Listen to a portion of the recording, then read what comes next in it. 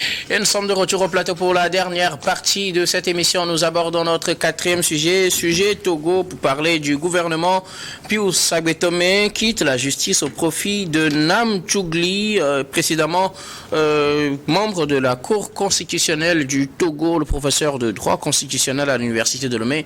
Nam Chougli a été nommé donc mardi 16 janvier 2024 nouveau gardé des Sceaux, ministre de la Justice et de la Législation, en remplacement de Pius Agbetomé, qui a dirigé ce département ministériel depuis 8 ans déjà. La passation des charges a eu lieu aussitôt le lendemain, 17 janvier, sous la direction du ministre porte-parole, secrétaire général du gouvernement, ministre Christian Trimois. Pius Agbetomé quitte donc le département de la justice dans le gouvernement togolais. Il est remplacé par Nam Chougli.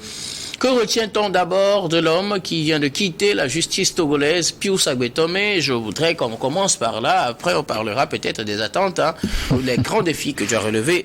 Nam Chougli, je commence par vous, Mayaba. Vous parlez de Nam Chougli? De Pius Agbetomé. Que retenez-vous de lui après 8 ans à la justice, au ministère de la Justice au Togo? Ah oui, on retient beaucoup de choses de cet homme. Sous lui, je crois que le Togo a mis les moyens pour la réforme de la justice. Et puis, vous savez, l'un des maux dont souffrent les États africains, c'est les problèmes de justice, c'est-à-dire que les réformes judiciaires. Quand on parle d'investissement, manque d'investissement, on dit il n'y a pas d'investisseurs qui viennent, tout ça là, ils regardent cet aspect-là. Aujourd'hui, si nos États africains, le Togo, dit non, je veux avoir de l'investissement, il faut avoir des investisseurs et tout, il faut réformer la justice. Et c'est là que le chef de l'État a pris l'initiative d'aller vers ce sens-là, en mettant beaucoup de moyens. Beaucoup d'argent a été mis dans cette histoire. Mais je suis sidéré de constater que beaucoup de choses également n'ont pas été faites dans le sens des réformes de la justice. Si vous voyez aujourd'hui, au niveau de, comment l'appelle-t-on, au niveau des problèmes de foncier à la justice, vous n'allez pas quand même tout à l'heure vous rendre compte que nous sommes dans un état où on parle de la justice qui est en bonne forme. De deux, quand vous faites un peu le regard, vous regardez un peu en ce qui concerne dans le fond du dossier de la justice elle-même, les justiciables ne sont pas, comment l'appelle-t-on, ils ne sont pas protégés. Il y a toujours des gens qui se disent non, si j'ai un problème à la justice, je ne vais pas aller, c'est gagner d'avance.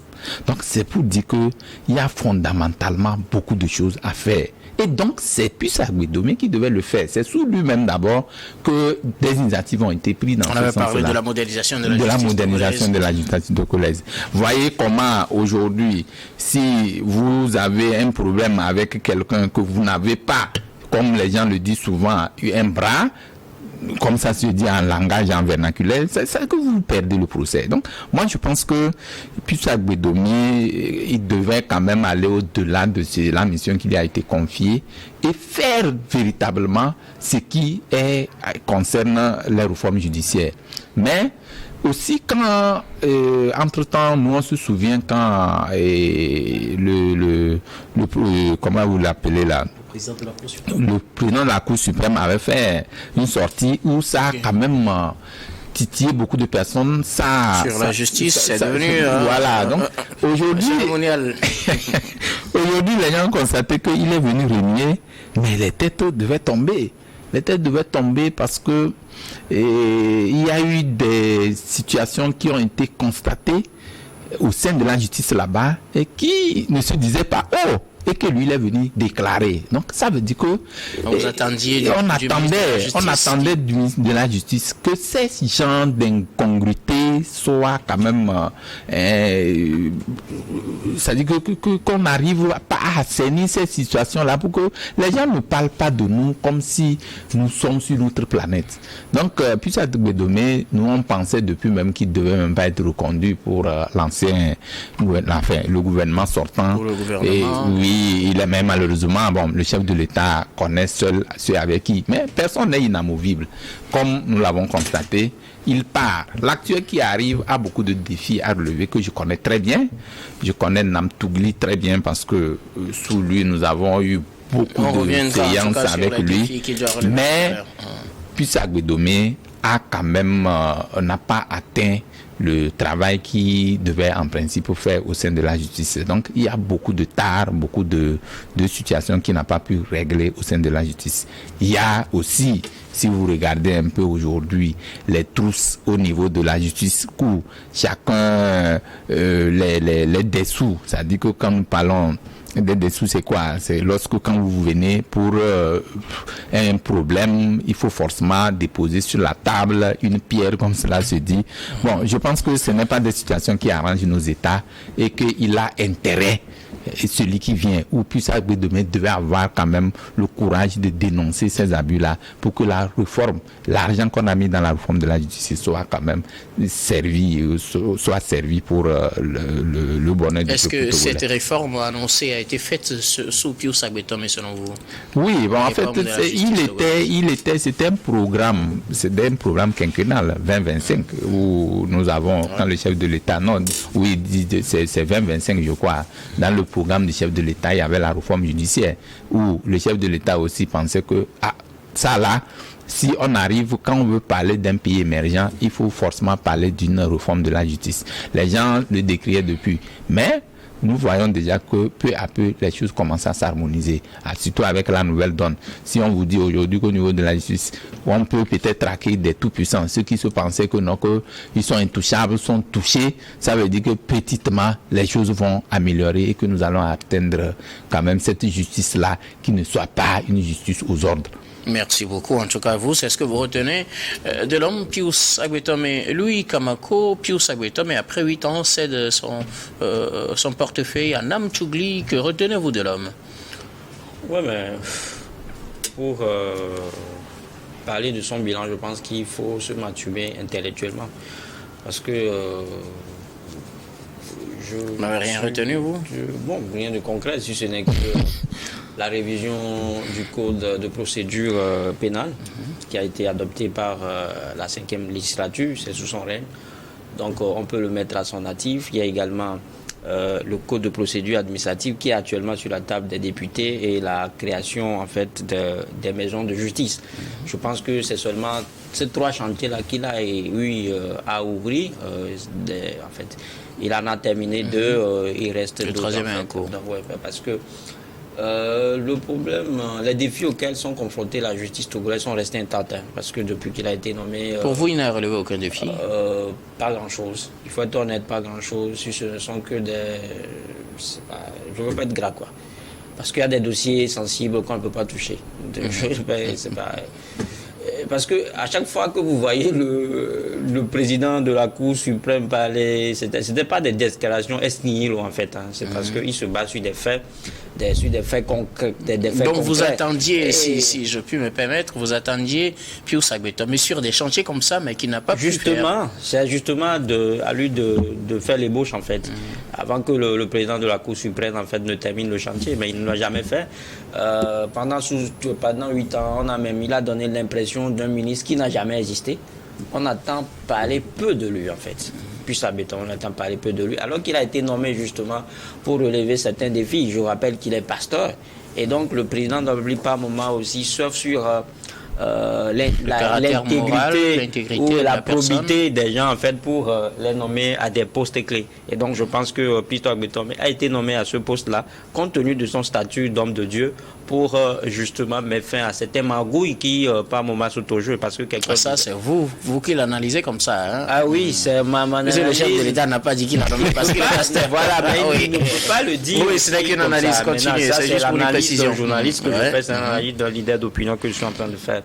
Maintenant, sur le chantier principal auquel moi je l'attendais, c'est justement la reconstruction d'une nouvelle prison. Parce que cette prison, la prison civile de Lomé, a démontré que... a dépassé ses capacités. Ses capacités d'accueil surtout. Quand vous voyez que pour une cellule de 6 personnes, par exemple, on ne recrute jusqu'à 2000 prisonniers.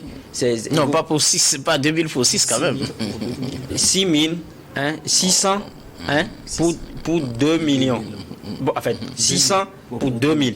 Est-ce que vous voyez? Okay, c'est-à-dire que la capacité d'accueil, c'est 600. C'est 600. Mais vous voyez jusqu'à 2000 détenus. Donc 2000 pour 600. Ouais, pour batailler la même cellule. Donc c'est déplorable. Vous voyez des prisonniers qui sont entassés comme des sardines. Et je pense que le sujet là fait souvent objet de recommandations. C'est-à-dire que la construction d'une nouvelle prison fait toujours de recommandations à chaque fois que le Togo se présente à l'examen périodique universel.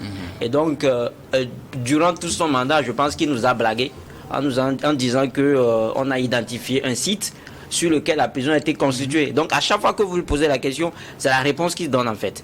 À chaque fois que vous posez la question, c'est la réponse qu'un nouveau site a été reconstitué. Je le dis parce que j'ai eu écrit sur ce sujet à plusieurs reprises. Et donc, la réponse du ministre n'a jamais varié jusqu'à ce qu'il ne soit démis de ses fonctions le mardi dernier. Donc, je pense que beaucoup de choses devaient être faites à son règne, mais qui n'ont pas été faites. Et donc, c'est pour ça que je dis que les défis sont restés comme tels. Quand vous allez même à la prison civile de Lomé, c'est-à-dire quand vous voulez rendre visite à un prisonnier, je pense que c'est la cour à la bannière. Vous ne pouvez pas aller là-bas les mains vides. Vous payez, vous commencez déjà par payer à l'entrée. Oui. Les forces de l'ordre qui sont ici, ils vous prennent quelque chose, vous allez vous rentrer, vous payez énormément de choses. C'est-à-dire que c'est des petites réformes en réalité à faire pour que la justice en fait soit aujourd'hui démarquer en fait des critiques que nous sommes en train de faire actuellement. Et quand vous voyez, nous avons jusque-là une justice à deux vitesses en fait. Nous avons une justice qui n'est malheureusement pas équitable. Une justice qui ne bénéficie pas de l'équité, parce qu'il y a une justice pour les pauvres et il y a une justice pour les riches. Et puis Sagbé Tomé n'a pas pu résoudre ces problèmes-là. Et donc, je pense que c'est beaucoup de choses. Vous, c'est ce que vous retenez en tout cas de la personne. C'est ce que je retiens, parce que je ne veux pas aller trop loin dans les détails. Merci beaucoup. On en a déjà eu suffisamment. Voilà. Merci, Dieu merci. Merci. Achraf Ourossama, que retenez-vous depuis Sagbé Tomé à la tête du ministère de la Justice depuis 8 ans? Bon, je vais commencer par une formule. On dit la justice, elle demeure toujours perfectible. Elle demeure toujours perfectible. C'est un idéal qu'il faut chercher à atteindre. Et on a des institutions, notamment le ministère de la Justice. On a eu un ministre qui s'appelle Sagbé Tomé, qui a dirigé ce ministère-là pendant tant d'années. Donc aujourd'hui, si on doit dresser son bilan, il y a quand même des choses à dire. Mais je crois que c'est quand même assez caricatural, la présentation de mon cher collègue, lui qui présentait une justice à deux vitesses, une justice pour les pauvres. Je crois que on peut avoir le sentiment, mais je crois que le Togo quand même fait des efforts. Le principe d'égalité profite à tout le monde devant les juridictions. Et quand vous allez par exemple au tribunal du travail, moi j'en ai vu plein de procès, et même au tribunal de grande instance, vous avez quand même des entreprises qui prospèrent économiquement, qui ont un pouvoir financier, qui sont souvent condamnées. Donc c'est pour vous dire tout simplement que les sentences juridictionnelles quand même essaient de respecter un certain nombre de vertus, et donc cela peut être mis à l'actif du ministre de la Justice. Donc moi je crois que sous Sagbé Tomé, je crois qu'il y a des efforts qui ont été faits par rapport à la diligence. Vous savez très bien, on dénonce souvent la lenteur judiciaire, parce que lorsque la procédure est déclenchée, c'est souvent la croix et la bannière. Et il y a des reports d'ici par là, mais je crois que des instructions ont été données à des juges, souvent qui sont en charge des dossiers, qui accélèrent les ménages. Voilà, d'être souvent accessible, et d'écouter souvent les justiciables. Des efforts également ont été faits. Vous avez parlé des maisons de la justice. Donc aujourd'hui, je crois qu'il y a une justice de proximité. Presque dans toutes les communes, il y a les maisons de justice. Et les maisons de justice, je crois que c'est l'un disons de la plus-value depuis Sagbé Tomé, c'est-à-dire il a constaté, il a fait l'état des lieux, parlant de la diligence dont je parlais, c'est-à-dire qu'il faut désengorger les juridictions aujourd'hui, parce que vous vous retrouvez jugé avec plus de 2000 dossiers, ce n'est pas tenable. Et donc du coup, il faut concilier souvent les parties pour les éviter d'enclencher, de prendre une voie juridictionnelle. Ce qui veut dire qu'il y a des problèmes qu'on peut régler par la voie de conciliation pour éviter les voies contentieuses. Et donc aujourd'hui, quand vous allez dans les maisons de justice, il y a des dossiers qui auraient pu se retrouver au tribunal de grande instance, mais qui sont évacués par la voie de la conciliation dans les maisons de justice. Et donc je crois que c'est à l'actif du ministre, cette justice de proximité-là. Il y a également, quand vous arrivez aujourd'hui au tribunal de grande instance, vous avez une structure qui font de l'aide juridictionnelle. Ce qui veut dire que lorsque un justiciable arrive en justice, vous savez que la procédure judiciaire, elle est plus ou moins complexe. Si vous n'avez pas eu la chance de faire des études de droit, la procédure, si vous ne la respectez pas, voilà, il y a l'aide juridictionnelle. Il y a quand même des juristes qui sont là, qui vous expliquent la nature, par exemple, de l'affaire. Est-ce que c'est une affaire pénale, c'est une affaire civile qu'il faut saisir, et quels sont les éléments constitutifs du dossier, comment rédiger votre plainte. Donc je crois qu'il y a quand même des efforts qui ont été faits. Mais moi je crois que ça c'est le bilan positif depuis Sagué Tomé que je peux dresser. Mais moi je suis juriste de formation, j'ai un regret. Je crois que sous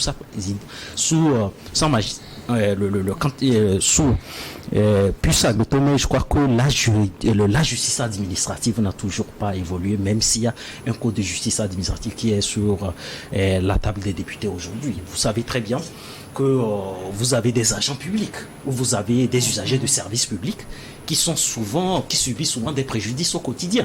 Mais ils n'arrivent toujours pas à formuler des requêtes auprès de l'administration ou auprès de la justice pour,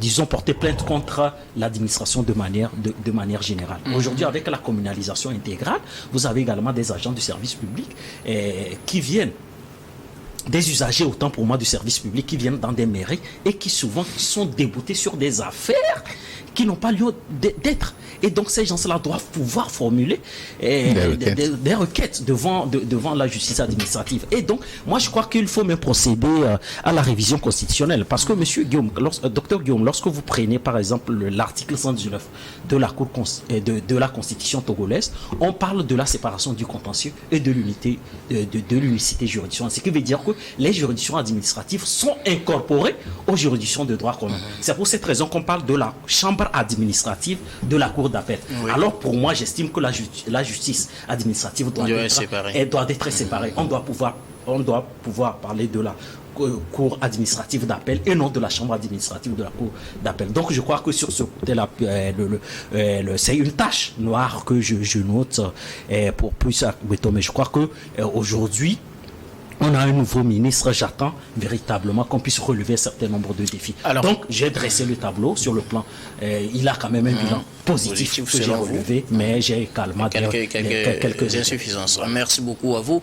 Le temps est contre nous, mais donc on va y aller très rapidement. Quels sont les grands défis, les grands chantiers sur lesquels vous attendez le nouveau ministre Namtchougli à la justice, Mayaba? Mais les grands chantiers, on les connaît déjà. Ce que on n'a pas pu faire.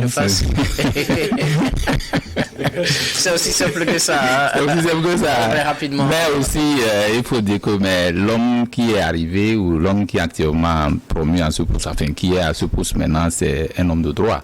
Et il a servi longtemps la Cour constitutionnelle. Donc, je crois qu'il a la matière à donner dans ce sens-là. Et c'est la rigueur chez lui, c'est la rigueur. Hein. Il n'y a pas à dire non, ceci, non. Je pense que Namtchougli, avec l'expérience qu'il a eu dans le domaine, enfin au niveau de la Cour constitutionnelle, peut lui permettre d'avoir les coups de franche pour gérer le dossier, pour gérer le département, de ce département-là, qui, quoi qu'on dise aujourd'hui, c'est vrai que nous disons qu'il y a trois pouvoirs, hein. Il y a le judiciaire, il y a le législatif, l'exécutif, mais nous tendons de confondre les deux aujourd'hui.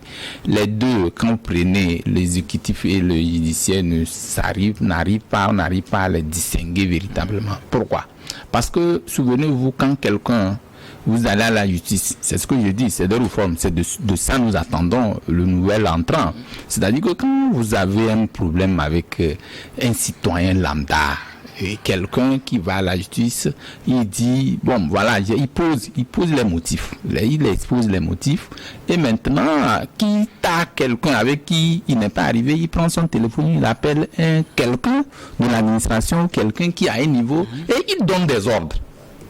Imaginez-vous que dans un pays normal, si ça se passe comme ça, où est la séparation du pouvoir? Il n'y a pas la séparation du pouvoir. Aujourd'hui, c'est de ça il s'agit. Nous voulons des investisseurs.